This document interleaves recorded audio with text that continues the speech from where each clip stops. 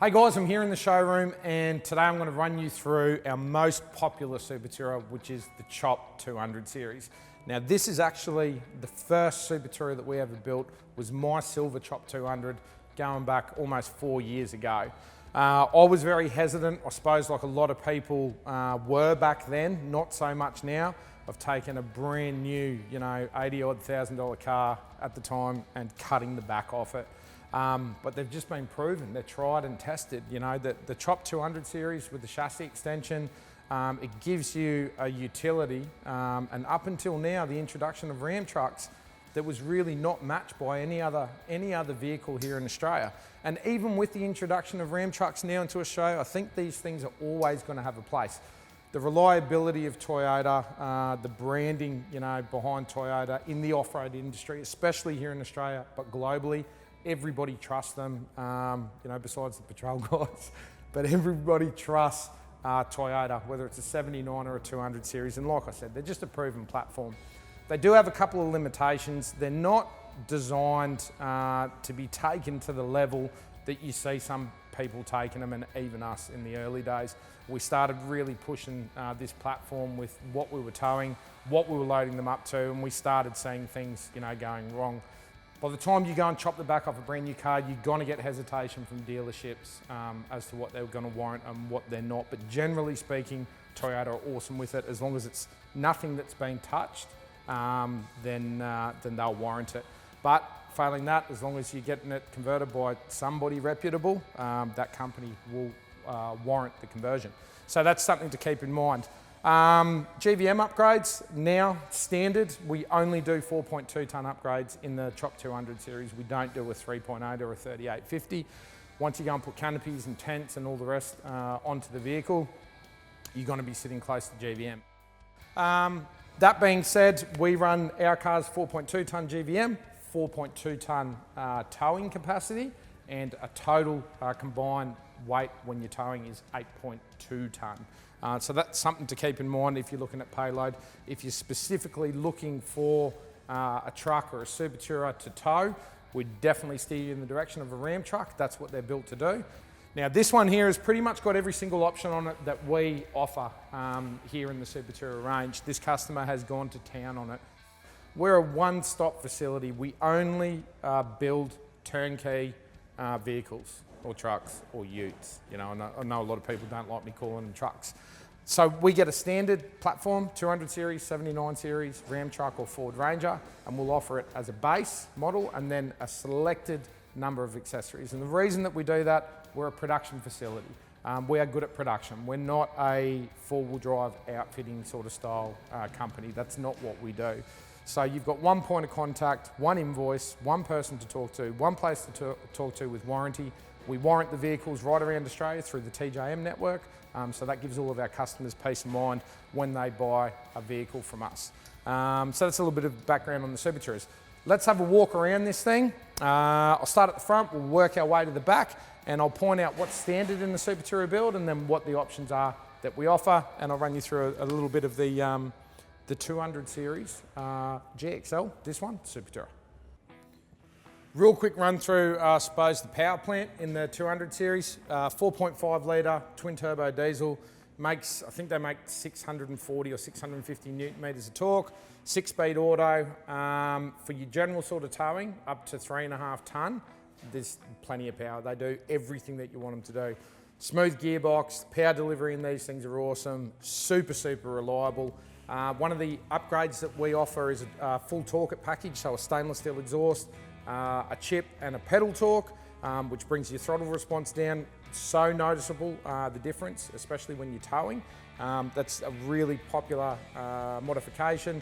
Torque it, warrant all of their gear, but we see a lot of customers that go to town on these things now as well. We had one turn up here the other day that had a big single mount turbo.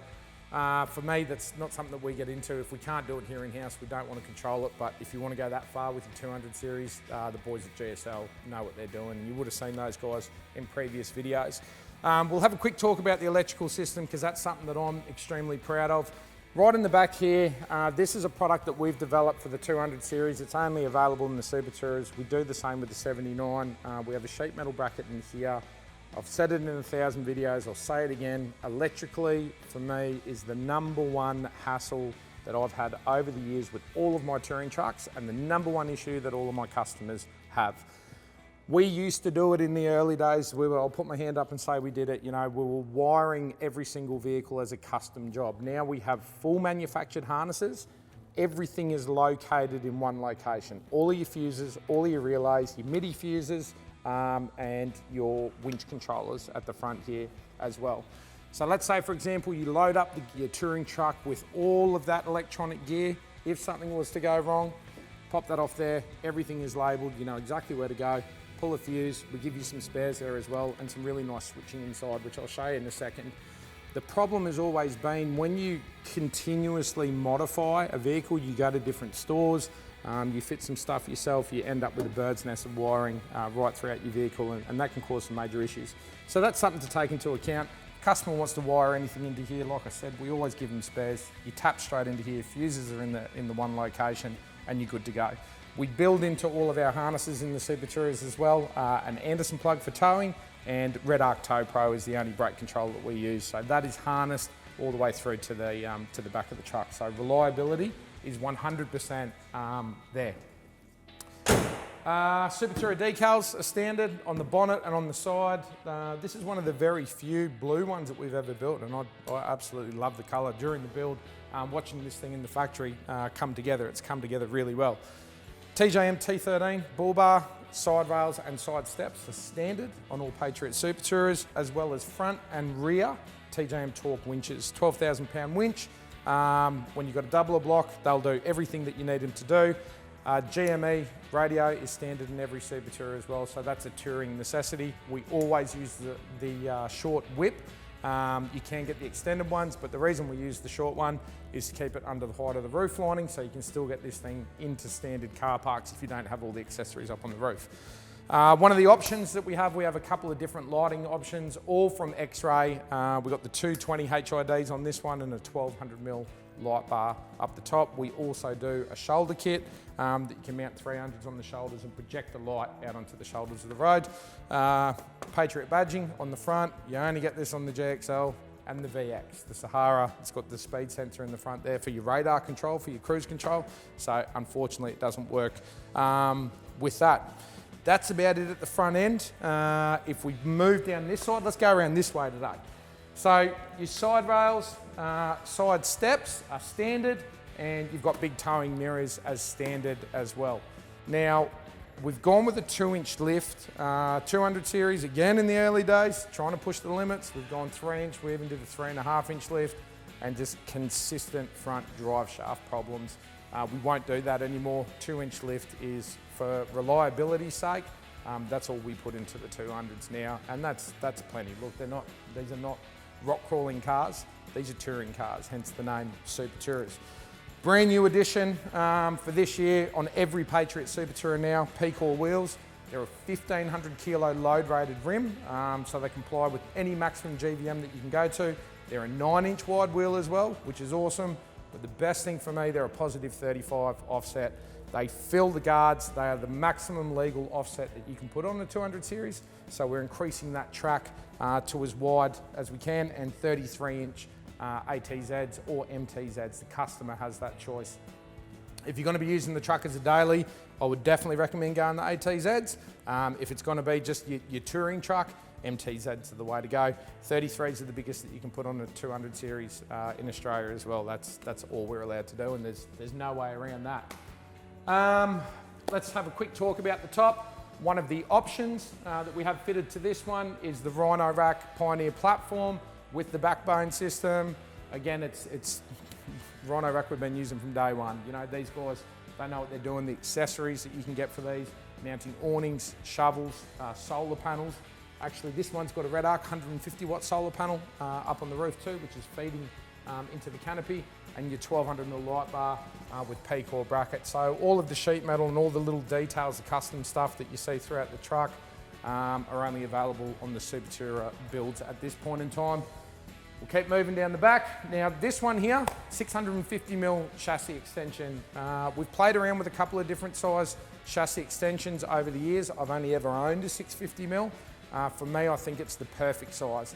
It's still a drivable car. You can still park it into car parks.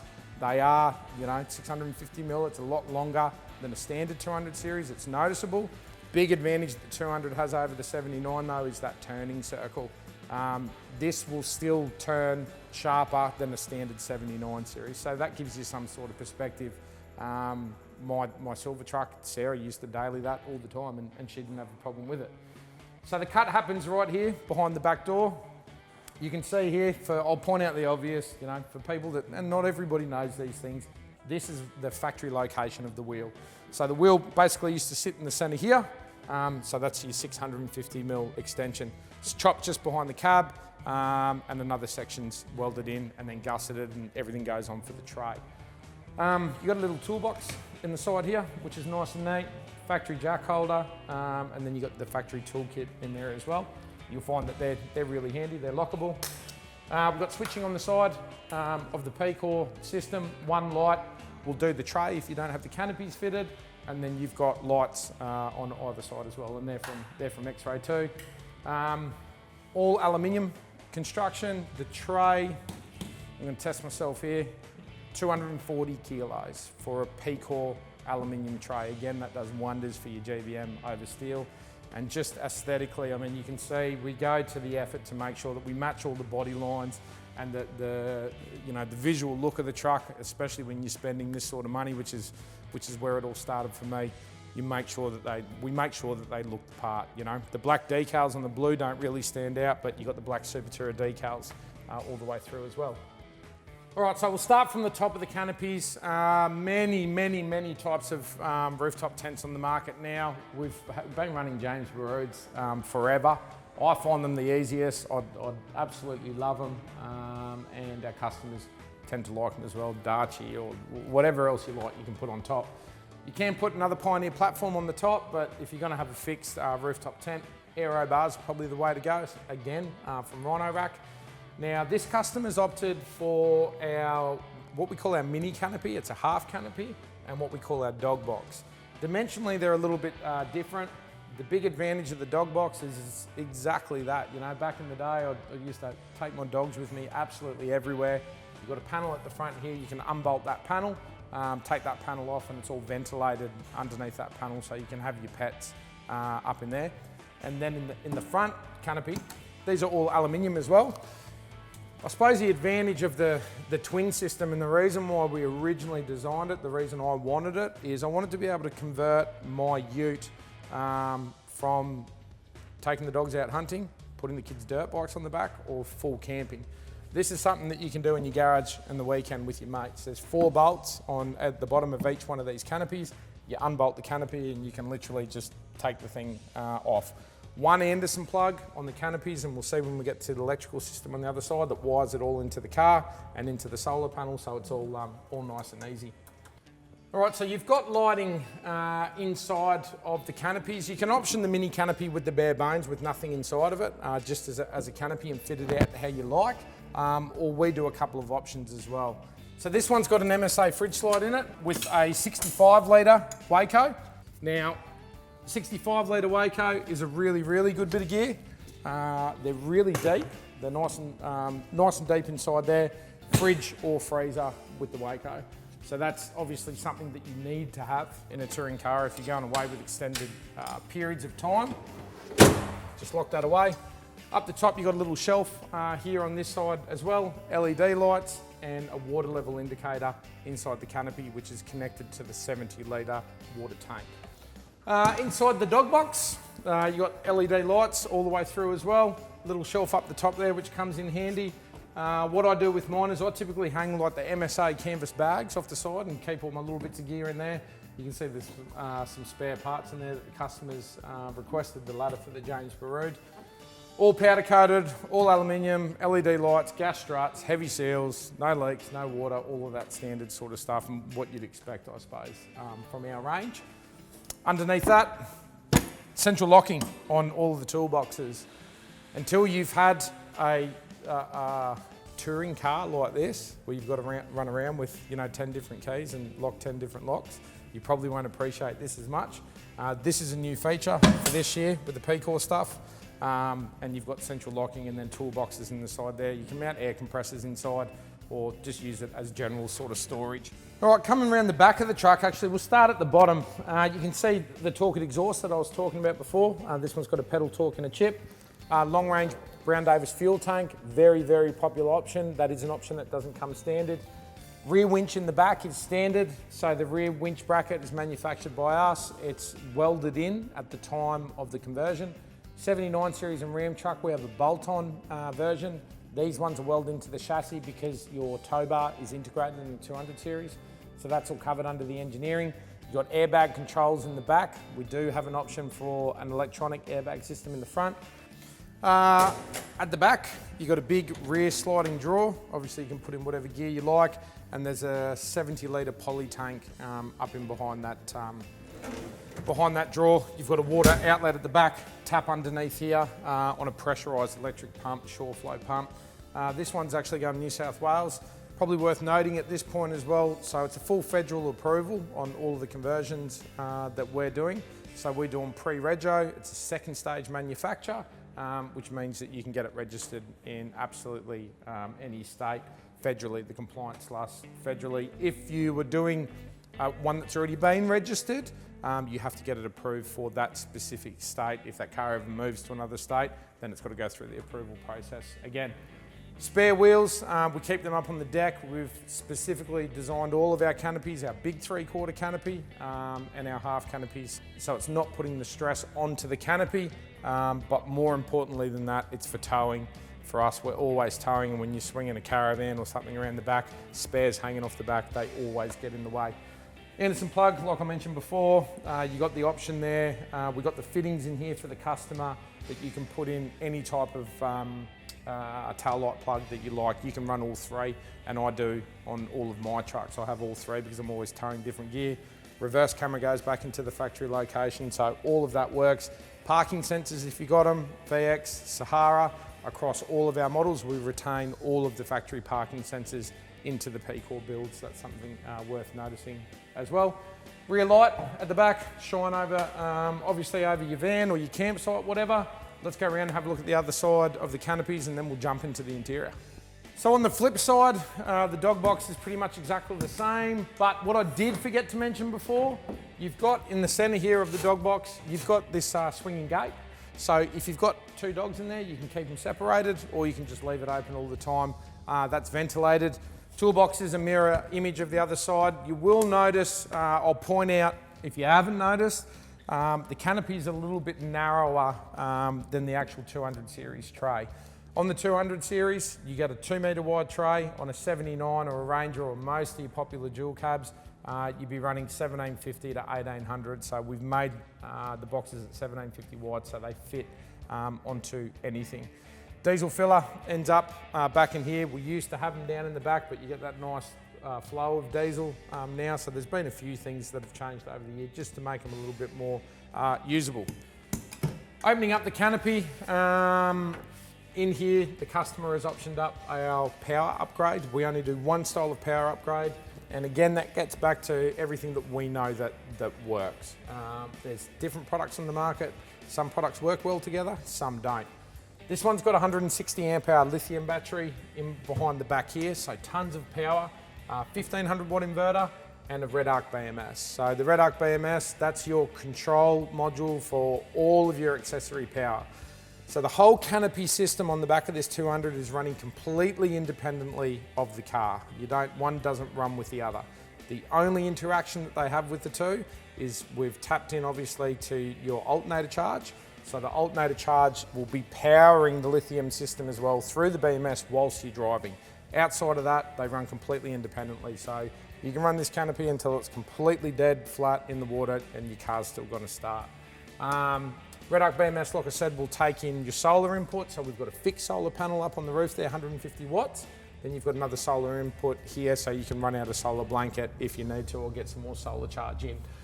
Again, all of your fusing is in one location. It's all labelled. We've got USBs, cigarette sockets for all your 12 volt, another USB here. That's your main switch, your main light switch, but you can individually turn the lights on and off inside of each canopy.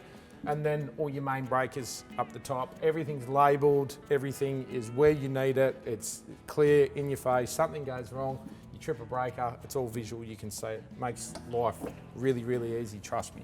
You've got a 240 volt charge here as well into your BMS. So you can plug into shore power if you need to. Massive drawer in the side here. Inside these canopies, this drawer is huge, and all quality stuff, quality runners.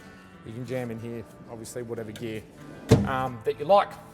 This is something that I developed years and years ago. Camp chairs are one of those nightmare things that you either strap into your roof and they get absolutely filthy and you pull up to camp after a big day in the dust, and that's the last thing you want to deal with, or you've got nowhere to put them. So you've got a little shelf up the top here, but we've got this little drop down here on the lever, and that will fit easily in there. 3 Darche chairs or 3 TJM chairs, 3 full-size camp chairs. You stick them up in the top there. They're completely out of the way. You don't even notice they're there. When you get to camp at night, you've had a big day, you don't need to unload a whole heap of gear and get your camp chair out, just slide it out of there. If you're not using it, you just slide that out and it locks into place there, and that segregates between the 2 compartments. So that's something pretty cool. LED lighting as well. All right, so inside the 200 series, I've spent hours and hours and hours and thousands and thousands and thousands of kilometres in the 200 series Land Cruiser, and they're about one of the comfiest things on the market. This one here, like I said, is a GXL cloth interior. Personally, I'll put seat covers on this, MSAs or TJMs or whatever you like. With the VX and the Sahara, you get the leather, and that leather, it lasts. You know, we've had Sarah's car 3 odd years now, and it's been on a lot of big trips, and it's still fine. Now, you don't get all the electronics that you do get in the Sahara or a VX, but what you do get is a lot of factory locations to put switches. So we use all of the factory switches over on this side.